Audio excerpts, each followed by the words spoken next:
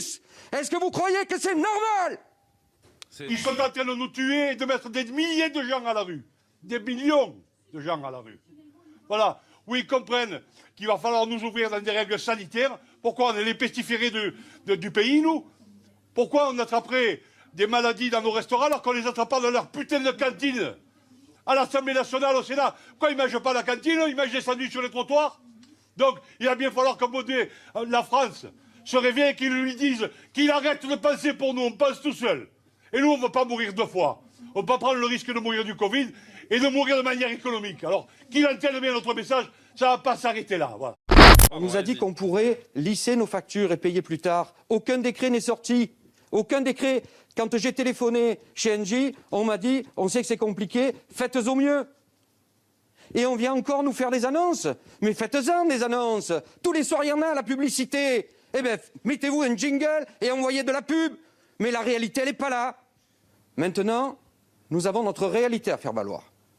Notre réalité va s'exprimer jeudi.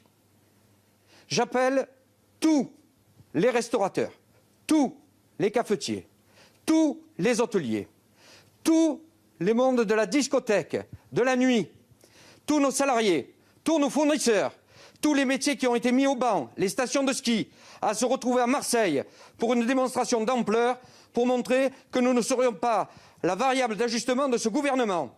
C'est la première chose. La deuxième chose, il n'y aura plus de chômage partiel. Nous allons mettre nos salariés au chômage, tout court, très simple. Les congés payés ne sont pas couverts par le chômage partiel.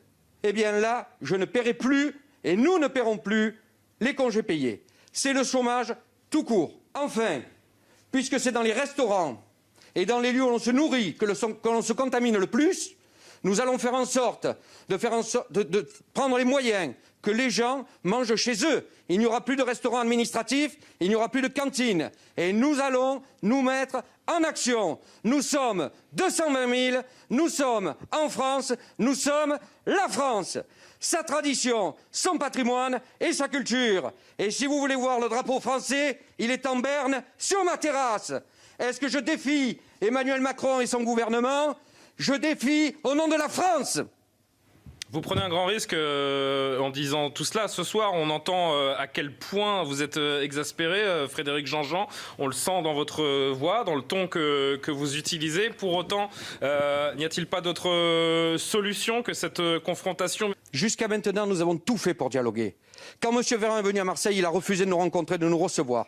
Nous avons toujours tout fait. Vous savez ce que c'est le désespoir au quotidien? Vous savez ce que c'est que de voir des restaurateurs en train de vendre leur vaisselle ou leur mobilier pour pouvoir manger? Vous savez ce que c'est que de voir des restaurateurs qui sont obligés de s'installer et de vivre dans leur restaurant? Vous savez ce que c'est que de voir le sort des restaurateurs qui m'appellent en pleurs parce qu'ils n'ont pas pu payer la cantine de leurs enfants? Parce que les annonces qui ont été faites n'ont pas été tenues pour la plupart. Comment se fait-il que les banques continuent de nous prélever? Comment se fait-il qu'un assureur se permette de venir voir un de nos adhérents et lui dise que s'il réfléchisse bien, parce qu'il a la perte d'exploitation pour l'épidémie, et que s'il se suicidait, il toucherait plus? Est-ce que vous croyez que c'est normal?